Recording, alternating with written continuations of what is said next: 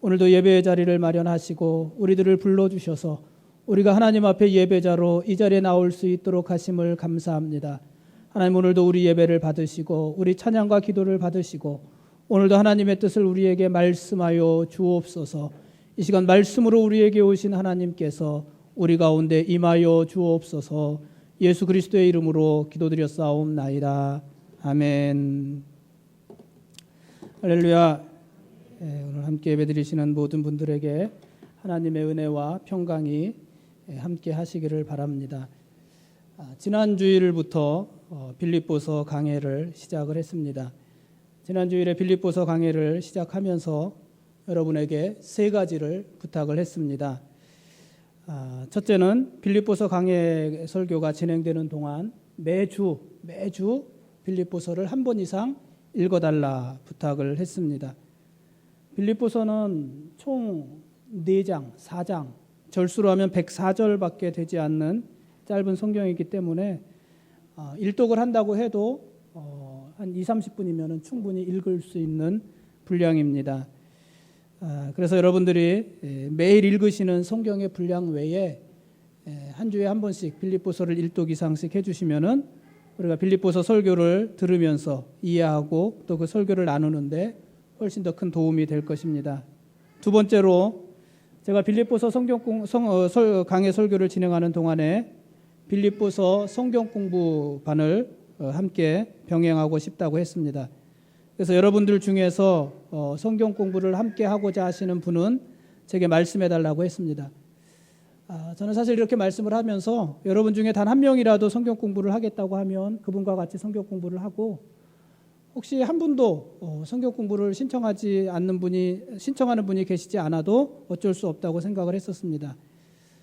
그런데 의외로 많은 분들이 빌립보서 성경 공부를 하겠다고 말씀을 주셨습니다. 그래서 지금 상황 같아서는 한 반이 아니라 최소한 3반 정도는 운영을 해야 되지 않나 이런 생각을 하고 있습니다. 앞으로 제가 시간을 잘 배정해서 또 성경 공부도 잘 준비해서 진행하도록 하겠습니다. 세 번째로, 혹시 따로 시간을 내서 성경 공부를 진행하기가 쉽지 않으면 누구든지 스마트폰에 토론방을 만들어 달라고 부탁을 했습니다. 그래서 그 토론방에서 설교에 대한 적용, 또 설교에 대한 궁금증들을 서로 나누는 그런 나눔의 장이 되었으면 좋겠다 했더니, 지난 월요일 날 한 집사님이 바로 밴드로 토론방, 나눔방을 개설해 주셨습니다. 그리고 여러 교우들도 많이 가입을 해 주셔서 감사합니다. 그래서 제가 지난 주일 설교 동영상을 그 밴드에다가 올려놨습니다. 앞으로 지금까지는 지난주에는 그 설교에 대한 구체적인 나눔이나 이런 부분들은 없었지만은 앞으로 밴드를 통해서 좋은 설교 나눔이 이루어졌으면 좋겠습니다. 아무튼 여러분들이 이 빌립보서에 대한 기대를 가지고 설교를 들으시는 것 같아서 저도 기운이 납니다. 여러분 중에 혹시 매주 설교 영상이나 설교 음성 파일을 받아보기 원하시는 분은 저에게 말씀을 해주시기를 바랍니다. 그리고 여러분들 주위에도 우리 교회 설교를 많이 소개해 주시기를 바랍니다. 앞으로 이 빌립보서를 통해서 주시는 하나님의 은혜가 우리 한우리교회와 또 저와 여러분들에게 넘쳐나를 수 있기를 바랍니다. 오늘 말씀을 보시겠습니다. 이 빌립보서는 빌립보 교회에 보내는 사도 바울의 편지다. 이렇게 지난주에 소개를 했습니다. 편지 얘기가 나왔으니까 말인데, 우리 광고 시간에 시상도 했지만은 지난 한 달 동안 여러분이 저에게 편지를 참 많이 보내주셨습니다. 우리 이우백 장로님이 11월 한 달 동안은 우리 교우들이 모두 목사에게 편지를 쓰자 이렇게 갑자기 제안을 하시고, 거기에 거금에 상금까지도 주시는 바람에 교우들 대부분이 상금의 눈이 어두워서 저에게 편지를 보내주셨습니다. 여러분이 보내주신 편지를 읽는 동안 제가 소위 말하는 힐링이란 것을 경험을 했습니다. 사실 최근 몇 주 동안 제가 힘이 많이 들었었는데 여러분이 보내주신 글 하나하나에 힘이 났습니다. 그중에 여러분의 프라이버시를 해치지 않는 범위 내에서 제가 몇 구절을 한번 읽어드리고 싶은데요. 여러분이 편지를 쓰면서 제일 많이 사용한 말은 사랑한다는 말, 그리고 우리가 참 오랫동안 함께 지냈다는 말이었고, 그리고 또 이렇게 편지를 쓸 수 있는 좋은 기회를 주신 이우백 장로님께 감사하다. 이런 세 가지 말을 거의 대부분의 분들이 하셨던 것 같습니다. 그 밖에 이런 글들이 있었습니다. 제가 몇 구절 소개해 보면은요. 생각해보니 목사님에 대해 자랑할 것이 많네요. 키도 크시고. 이 글은 저보다 키가 훨씬 큰 중학교 2학년 남학생이 쓴 글입니다. 아마도 저를 놀리는 글 같습니다. 이런 글도 있습니다. 예배 시간에 잠을 자도 대부분 눈 감아 주셔서 감사하고 죄송합니다. 이거는 여러분이 지금 짐작하는 그 학생이 쓴 글입니다. 제가 눈을 안 마주치겠습니다. 또 항상 부족하지만 과하게 잘 대해주셔서 감사합니다. 제가 무엇을 그렇게 과하게 잘해줬는지 모르겠는데 아무튼 그분은 그렇게 쓰셨습니다. 제 주변의 친구보다 친척보다도 저희 가정을 더 깊이 아시는 목사님. 이분은 제가 교우들의 글씨만 봐도 그분이 누구다 하는 것을 안다 이렇게 써주셨습니다. 하누리교회 성도임이 자랑스럽습니다. 이런 글을 편지로 쓴 분들도 많이 계셨습니다. 하나님 앞에 섰을 때 꼭 목사님의 수고를 말씀드리겠습니다. 제가 이 글을 읽으면서 가슴이 뭉클했습니다. 조금 긴 내용을 소개하면 이런 글도 있었습니다. 목사님이 저에게 기도해 주실 때 저는 정말 힘든 상황이었는데 모든 게 감사하다는 기도를 해 주시더라고요. 목사님 기억하실지 모르지만 저 그때 정말 많이 울었거든요. 그 이후로 정말 제게 감사가 넘쳐났고 그 마음을 감사 헌금으로 그때부터 매주 결심했습니다. 앞으로 제겐 계속 감사가 넘쳐나겠죠. 이런 글도 있었고 이런 내용도 있습니다. 제가 한국에 있으면서부터 또 외국에 있으면서 다시 한국에 들어와 살고 있는 지금까지 목사님이 저에게 해주시는 기도가 있습니다. 돕는 손길이 있게 하시고입니다. 한국을 떠나 몇 해를 외국에서 지내면서 목사님의 기도가 응답되는 것을 느꼈습니다. 어디에 있든지 불편함은 있었지만 어려움 없이 지낼 수 있었습니다. 차가 필요할 때는 기쁨으로 차량 운행을 도와주시는 분들과 무언가 필요할 때면 이상하리만큼 신기한 방법으로 때마침 얻을 수도 있었습니다. 늘 주위에 수고와 도움이 지금의 나와 내 가족을 있게 하였습니다. 누군가의 기도를 먹고 산다는 것을 새삼 느낄 수 있었습니다. 이건 부인이 아니라 남편, 신랑이 쓴 글입니다. 저에게 이렇게 권면한 분도 있었습니다. 아파서 사고로 죽는 것이 아니라 나이를 꽉꽉 채우시고 하나님 곁으로 가셨으면 하는 바람입니다. 저도 그랬으면 좋겠습니다. 집사님 한 분이 제 이름으로 삼행시를 지어주셨습니다. 삼행시. 운을 한번 띄워주시기 바랍니다. 첫째, 유연사거리만 오면 생각나는 딱 한 사람, 유상민 목사님.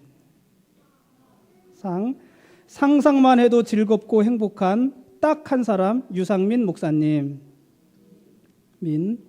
민중의 지팡이 되시고 믿음으로 구원의 길로 인도하시는 유상민 목사님. 권유라 사모님은 땡 잡았네. 저도 제 집사람이 땡 잡았다고 생각합니다. 그리고 이름을 알 수 없는 분이 아주 다정하게 편지를 끝냈습니다. 이렇게 끝냈습니다.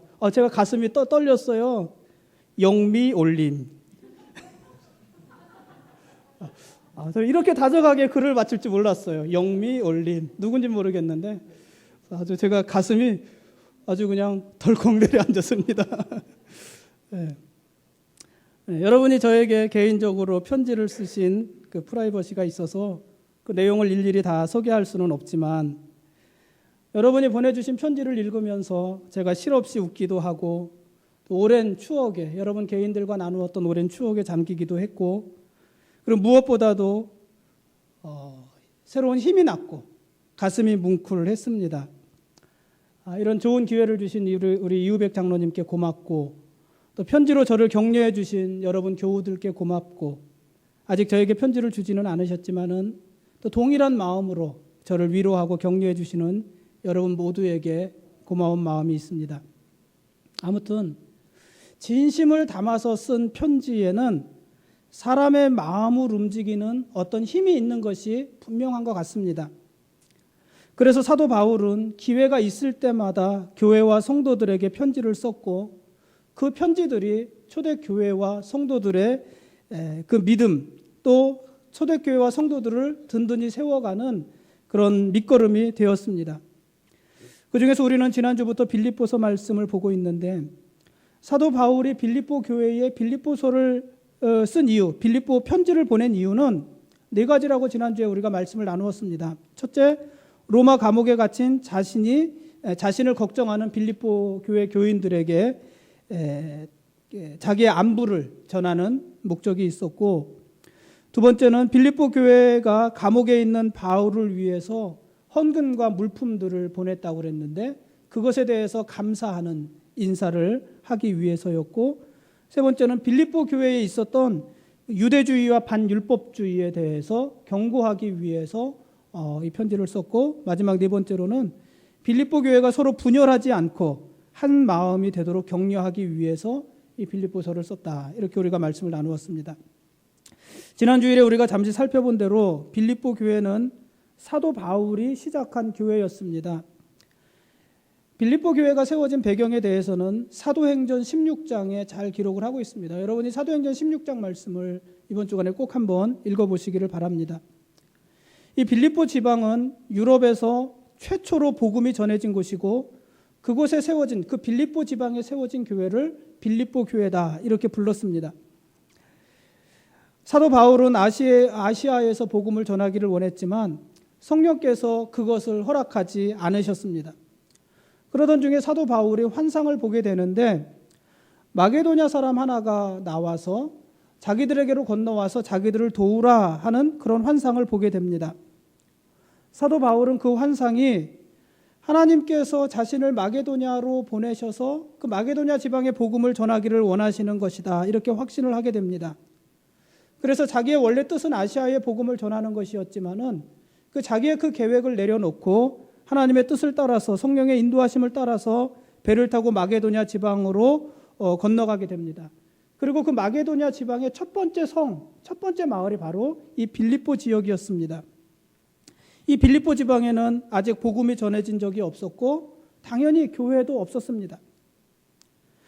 사도 바울은 신라와 함께 이 빌립보 지방에 도착해서 열심히 복음을 전합니다. 그 결과 이 빌립보 지방에서 3명의 회심자를 얻게 됩니다.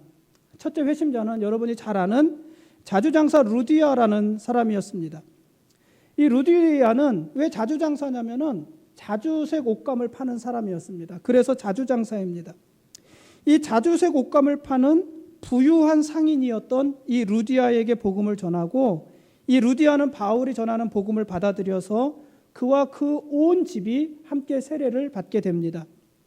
그 후에 이 루디아는 바울의 사역을 물심양면으로 돕는 복음의 협력자가 됩니다. 근데 원래 이 루디아는 마게도니아 그 유럽 사람이 아니라 두아디아 지방의 출신입니다. 그러니까 두아디라는 우리 예전에 초대교회가 아니라 요한계시록에 나오는 그 7교회 할 때 우리가 보았지만은 그 7교회 중 두아디라 교회가 있는 지역이잖아요. 아시아 지역입니다. 그러니까 이 루디아는 아시아 사람이고 아시아 사람임에도 불구하고 유럽에서 첫 번째로 복음을 받아들인 그런 사람이기도 합니다. 두 번째 회심한 사람은 귀신 들려서 점치는 여인이었습니다. 이 귀신 들려서 점을 쳐주고 그래서 주인에게 큰 이익을 남겨주던 여종이 있었는데 이 여종이 사도 바울의 복음을 받아들이게 됩니다. 사도 바울이 이 여종에게서 귀신을 쫓아낸 것입니다. 근데 귀신 들려서 점을 치던 사람에게서 귀신이 나갔으니까 이제 이 여인은 더 이상 점을 칠 수 없게 되었고 그 결과 주인이 많은 손해를 보게 됩니다. 아무튼 이때 귀신 들려서 점을 치던 이 여인이 귀신으로부터 해방되고 이 해방된 여인이 복음을 받아들이게 됩니다. 이 여인의 신부는 종입니다. 종이고 아마도 헬라 사람이 아니었을까 이렇게 추측을 합니다.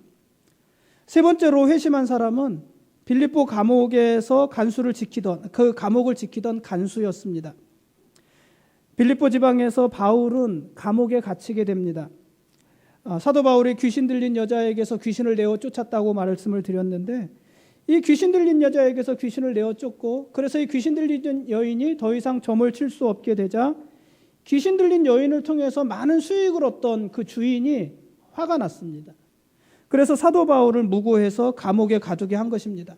뭐라고 무고했냐면은 이 사도 바울은 바울과 실라는 성을 심히 요란하게 하는 사람이고 로마 사람으로서는 받지도 못하고 행하지도 못할 풍속을 전한다. 이렇게 바울을 무고했습니다.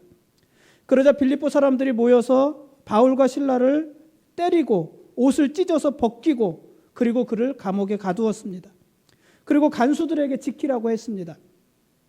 이때 바울과 실라는 발이 착고에 채워진 채 감옥에 갇혔는데 지난주에도 잠깐 보았지만은 바울과 실라는 그 감옥에서도 기도하고 하나님을 찬양했습니다.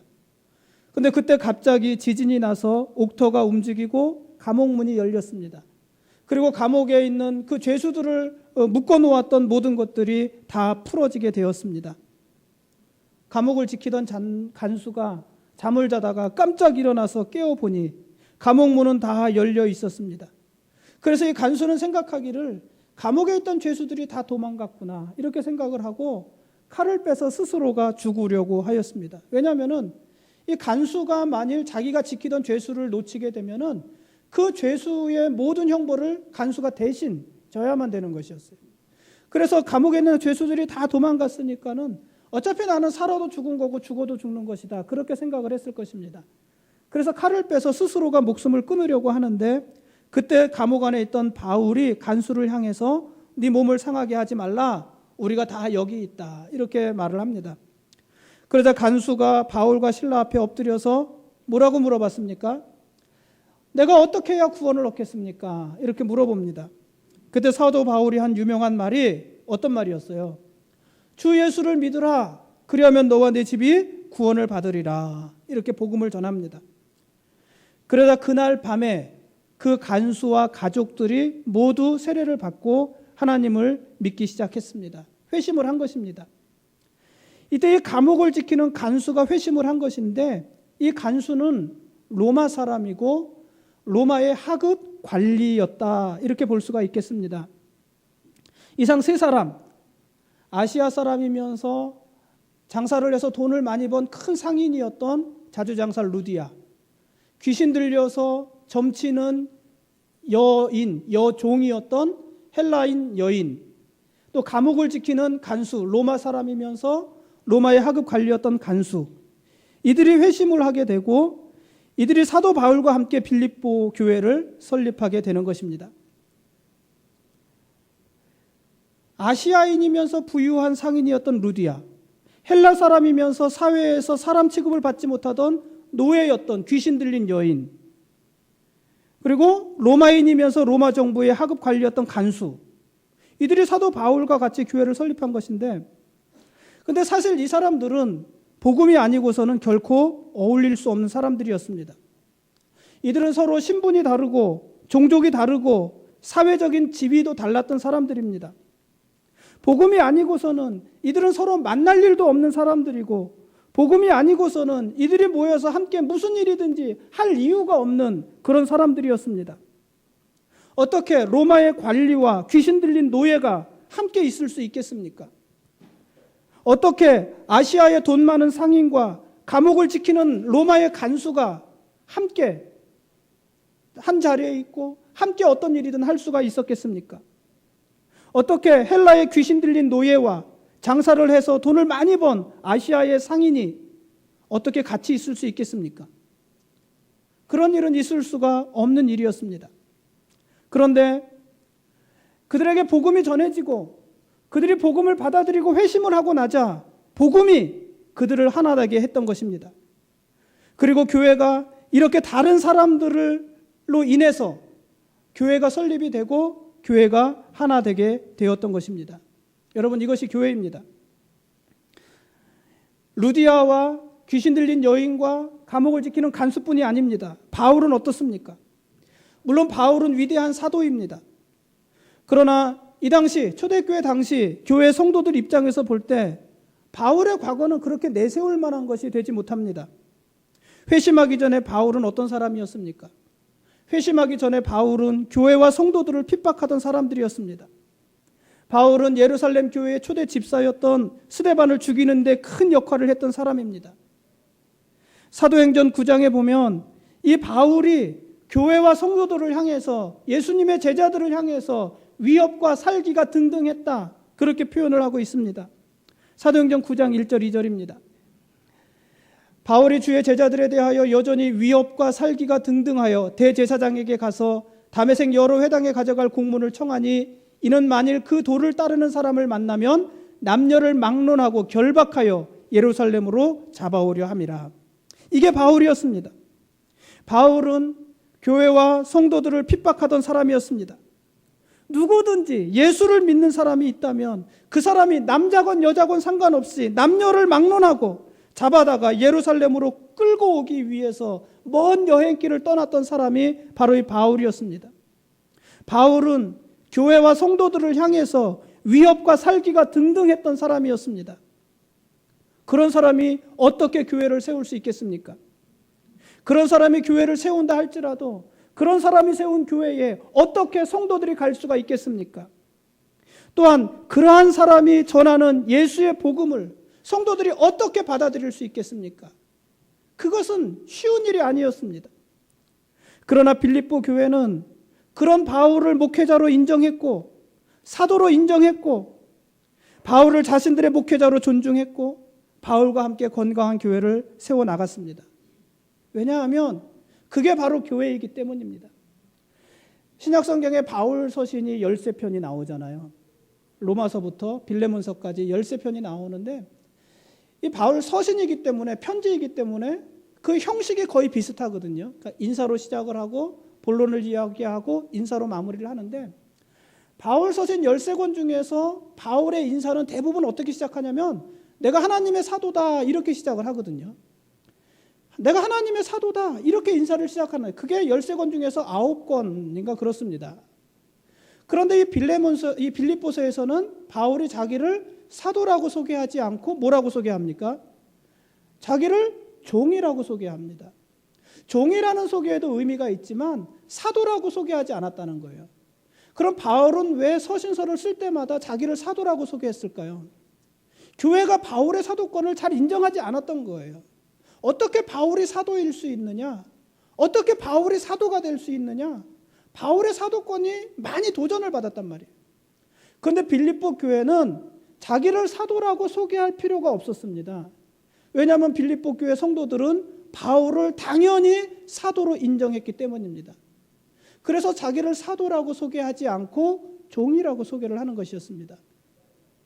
바울이 어떤 사람이었는데 교회를 핍박하고 교회를 향하여 위협과 살기가 등등하고 스데반이 죽는 일에 적극적으로 참여하였고, 지금도 주를 따르는 자들은 남녀를 막론하고 잡아다가 예루살렘으로 끌고 와서 그들에게 고통을 주려고 했던 사람이 바울인데, 그 바울을 빌립보 교회는 사도로 인정하고 자기들의 목회자로 인정하고 그를 존중하고 존경했다 하는 것입니다.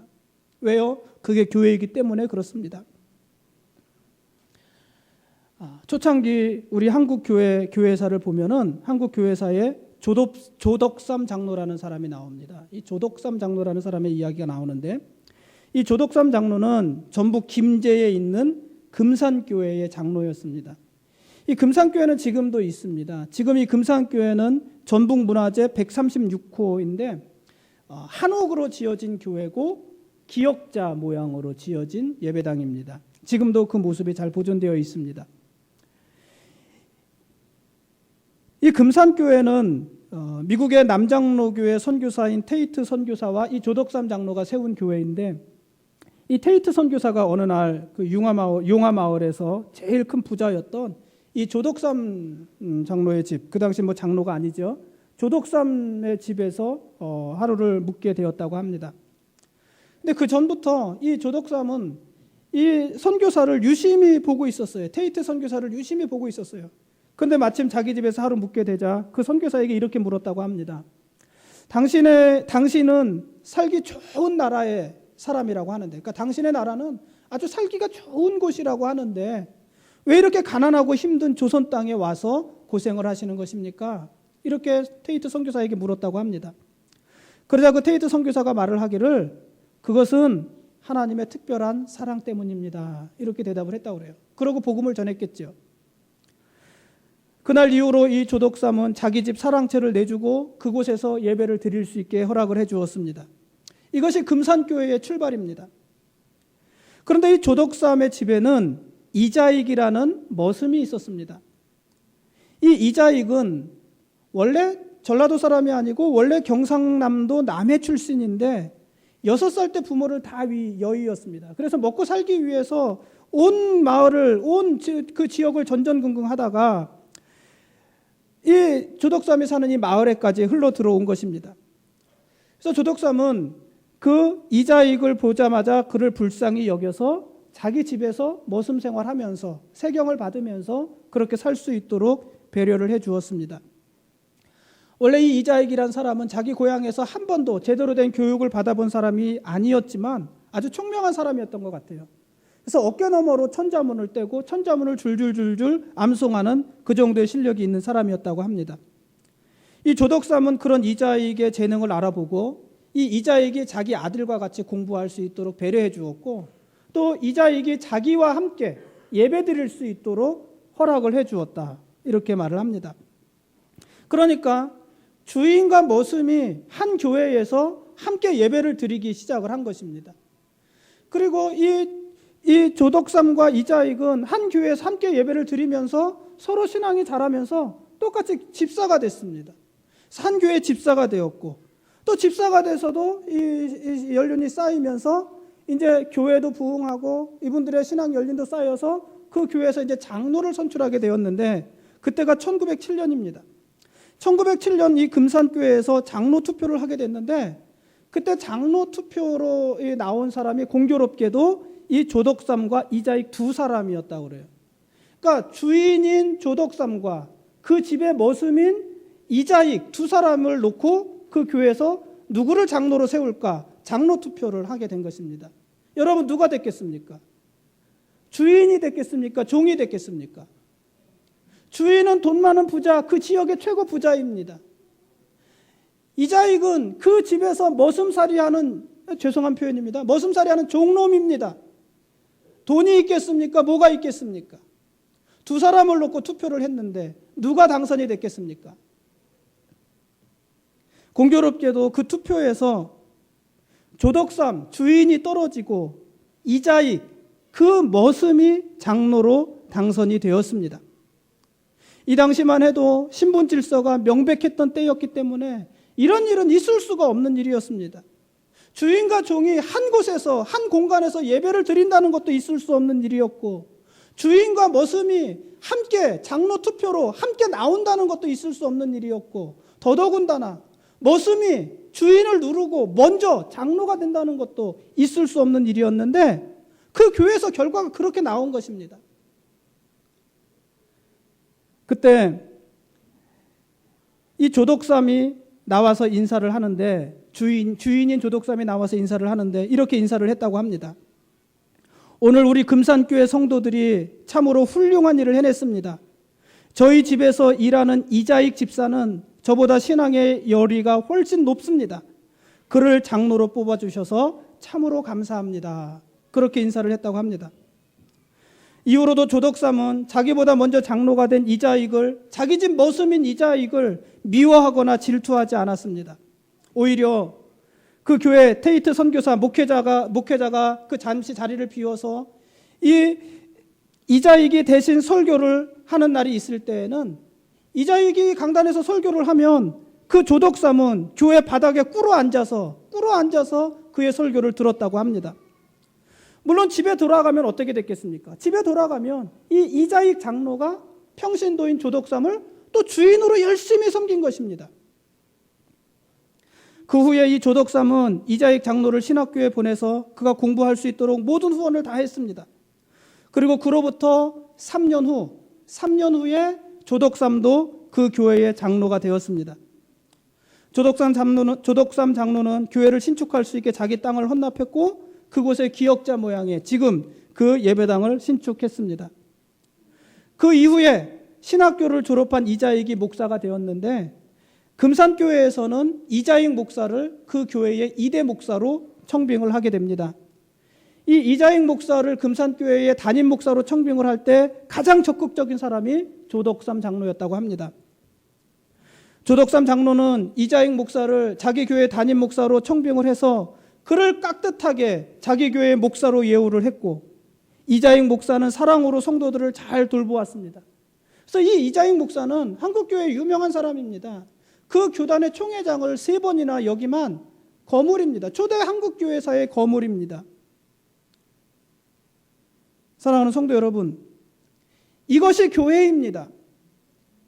종과 주인이 한 장소에서 함께 예배드릴 수 있는 곳이 교회입니다. 종과 주인이 한 상에서 함께 음식을 먹을 수 있는 곳이 교회입니다.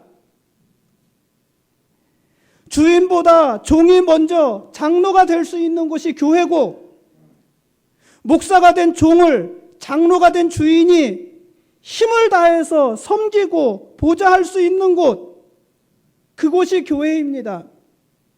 그리고 먼저 장로가 된 종이 또 장로가 됐다고 교만하지 않고 집에 돌아가서는 평신도인 주인을 머슴으로써, 장로로서가 아니라 머슴으로써 자기 주인을 섬기는 곳, 그곳이 교회입니다. 여러분, 참 아름다운 모습 아닙니까? 여러분, 이게 바로 천국의 모습이 아니겠습니까? 이 모든 것을 가능하게 하는 곳이 바로 교회입니다. 빌립보 교회가 그랬다 하는 말입니다. 빌립보 교회는 부유한 상인이었던 아시아 사람 루디아와 귀신 들린 종이었던 헬라 여인과 로마인이면서 로마의 하급 관리였던 간수와 교회를 핍박하고 교회와 성도들에게 위협과 살기가 등등했던 바울, 이들이 모여서 시작한 교회입니다. 이렇게 다양한 사람들이 차별 없이 모인 곳이 빌립보 교회고, 함께 할 수 없는 사람들이 차별 없이 함께 하면서 시작한 교회가 바로 빌립보 교회였습니다. 성경 갈라디아서 3장 28절은 이렇게 기록합니다. 너희는 유대인이나 헬라인이나 종이나 자유인이나 남자나 여자나 다 그리스도 예수 안에서 뭐다? 하나이니라. 너희는, 이게요, 유대인이나 헬라인이나 종이나 자유인이나 남자나 여자나 다 대조되는, 대칭되는 사람들이잖아요. 함께 할 수 없는 상극에 있는 사람들이잖아요.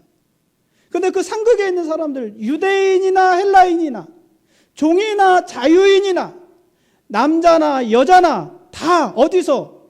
그리스도 예수 안에서 무엇이다? 하나이니라. 이게 교회입니다. 교회는 유대인과 헬라인을 차별할 수 없습니다. 오히려 교회는 유대인과 헬라인이 함께하는 곳입니다. 교회는 종이나 자유자를 차별할 수 없습니다. 교회에서는 종이나 자유자나 평등합니다. 교회는 남자나 여자를 차별할 수도 없습니다. 교회에서는 남자든 여자든 모두 하나님의 형상대로 지음받은 동등한 똑같은 인격입니다. 그게 교회입니다. 그럼 우리 하누리교회는 어떨까요? 여러분, 주보에 보면은 우리 하누리교회를 소개하는 걸 매주 나오는 글이잖아요. 이 두 번째 면에 보면 하누리교회에서 우리 하누리교회에 대한 소개입니다. 우리는 이런 교회다. 뭐 지금 우리가 이런 교회는 아닐 것입니다만 이런 교회가 되기를 소망한다 하는 것입니다. 여기 보면은 세 번째 교제라는 것이 있는데, 그 교제라는 곳에는 우리 하누리교회를 뭐라고 소개를 했냐면 이렇게 소개를 했습니다. 우리는 노인과 아이, 부자와 가난한 자, 한국인과 외국인, 건강한 사람과 연약한 사람이 모두 한 몸 된 사랑으로 교제하는 교회입니다. 이것이 우리 교회가 가진 정체성입니다. 부족하지만 이런 정체성을 가지고 우리가 교회를 목회할 것이고, 여러분이 교회 생활을 할 것이고, 우리 교회를 만들어 갈 것이라는 것입니다. 그리고 이것이 우리 교회의 정체성일 뿐만 아니라 빌립보서를 통해서 우리가 다시 확인하게 되는 교훈이고, 이것이 성경이 말하는 교회에 대한 일관적인 가르침이기도 합니다. 말씀을 맺겠습니다. 사랑하는 성도 여러분, 우리 교회에 우리와 다른 사람들이 오는 것을 불편해하지 마십시오. 우리 교회에 외국인이 오는 것에 대해서, 특히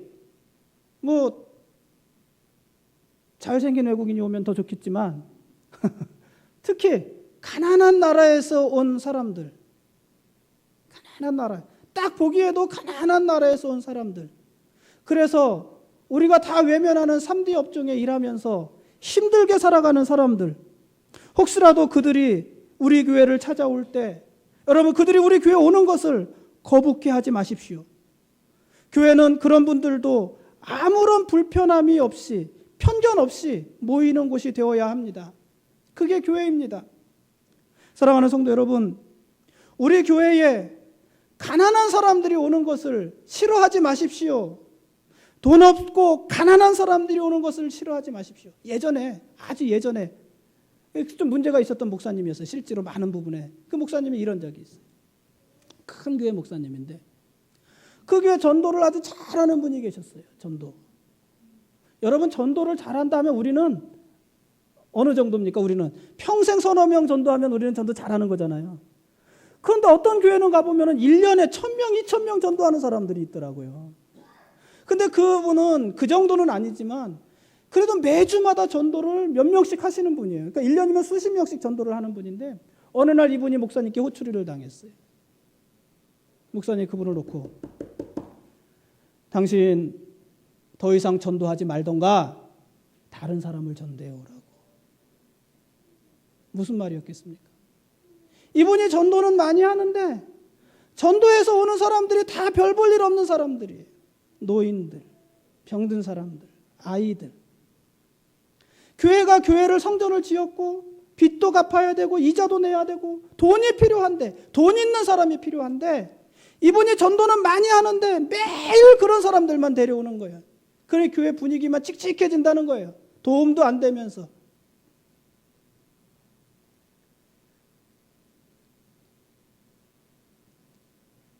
사랑하는 성도 여러분, 적어도 우리 교회는 그렇게 되지 말아야 됩니다. 그러므로 사랑하는 성도 여러분, 우리 교회에 가난한 사람들이 오는 것을 싫어하지 말고 또한 큰 부자가 온다고 해서 거부감을 가지지도 마십시오.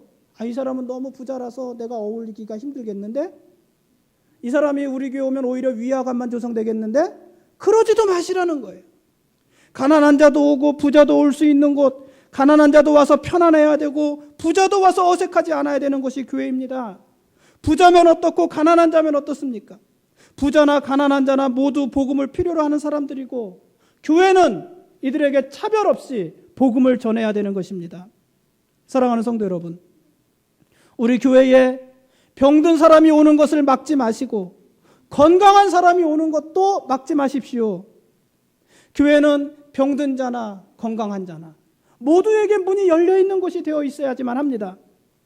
사랑하는 성도 여러분, 우리 교회에 어린아이들이 오는 것도 막지 마시고 우리 교회에 몸도 제대로 가누지 못하는 노인들이 오는 것도 막지 마십시오. 저는요, 제가 가지는 생각 중에 하나는 어떤 거냐면, 우리 오늘 윤재가 성가대 하는데 여기 나와서 드럼도 치고, 자기가 나갔네요. 드럼도 치고, 또 여기 앉아서 왔다 갔다 하잖아요. 송현이가, 지금 송현이가 일본 1순위예요. 여기 강대상 올라오다가 이제 종원이한테 잡혀갔잖아요. 여러분, 제가 꿈꾸고 있는 모습 중에 하나는요, 제가 설교할 때 아이들이 올라와서 제가 안고 설교하는 거예요. 그 여러분들이 거기에 대해서 불편해하지 않는 거예요. 만일 여러분이 불편한다면 못하겠죠. 쫓아야겠죠. 그렇죠? 그렇지만 아이들이니까 아이들이 다 그렇죠. 아이들이 왔다 갔다 하고 떠들고 시끄럽게 굴고 또 강대상에 올라와서 왔다 갔다 하고 그것을 여러분들이 이해하고 용납해주고, 그래서 저는 제가 좋아서 올라오는 거 아니겠습니까? 아이들이 제가 이렇게 안고서 설교하는 거예요. 여러분들이 거기에 대해서 아무런 거부감 없이 받아주는 거예요. 여러분, 그게 교회 아니겠습니까? 우리가 그렇게 할 수 있는 것, 아이들이 오는 것도 용납하고 노인들이 오는 것도 막지 말아야 될 것은, 왜냐하면 우리는 교회이기 때문입니다. 그것이 교회의 마땅한 모습이기 때문입니다. 사랑하는 성도 여러분, 교회에서 여러분과 마음이 맞지 않고 생각이 다르다고 해서 그 사람을 외면하지 마십시오. 분명히 그런 사람들이 있어요. 우리 얼마 되지 않는 성도들 중에도 여러분 불편한 사람이 있지 않습니까? 마음이 맞지 않는 사람이 있지 않습니까? 그런 사람이 있을지라도 불편한 거에 어쩔 수 없겠지만 불편하다고 해서 외면하지 마십시오. 오히려 어떻게 해서든지 그 사람과 가까이 하십시오. 가급적 생각을 맞추려 하시고 가급적 여러분과 맞지 않는 불편한 사람들과 함께 있으면서 같이 있으면서 그 사람과 가까워지십시오. 왜냐하면 우리는 교회이기 때문입니다. 교회가 아니라면 싫은 사람 안 보면 그만이죠. 교회 와서도 눈 한 번 마주치지 않고 가면 되는 거죠. 그러나 우린 교회이기 때문에 불편한 사람일수록 어려운 사람일수록 우리가 더욱더 같이 다가가야 되는 것이고 그 불편함을 풀어야 되는 것이고 풀지 못하면 최소한도 그 불편함을 견딜 수 있어야 되는 것입니다. 왜냐하면 우리가 교회이기 때문입니다. 우리가 교회라면 당연히 그렇게 해야 되는 것입니다. 여러분 우리가 밥 먹고 이제 예배드리고 내려가면은 식사하잖아요. 제가 내려가면은 참 여러분들이 제가 좀 늦게 내려가요. 제가 여기서 몇 가지를 해명할 텐데 제가 늦게 내려가는 건 우리 아이들을 제가 기도해 주니까 늦게 내려가요. 또 내려가면은 그 장로님들이랑 이렇게 같이 식사하시는데 거기서 저한테 식사하라고 하시는데 제가 거기서 식사를 못 하거든요. 이유가 있어요. 제가 거기 장로님들이랑 같이 식사를 하면은 제가 늦게 내려가기 때문에 제가 3분의 1도 못 먹었을 때 그분들은 다 드시거든요. 그럼 그분들이 이렇게 같이 앉아있기도 민망하고 그러니까 이제 일어나시는 거예요. 그러면은 저는 처음엔 같이 먹기 시작했는데 나중에 저 혼자 먹고 이게 모습이 안 좋더라고요. 그래서 다 서빙하고 봉사하고 제일 늦게 먹는 분들하고 제가 이제 같이 먹는 거예요. 그렇게 먹는 거고 또 제가 내려가면 어쨌든 여러분들이 제 밥을 다 이렇게 챙겨놔요. 밥 퍼가지고 반찬이랑 다 제일 좋은 거 퍼가지고 이렇게 챙겨놔요.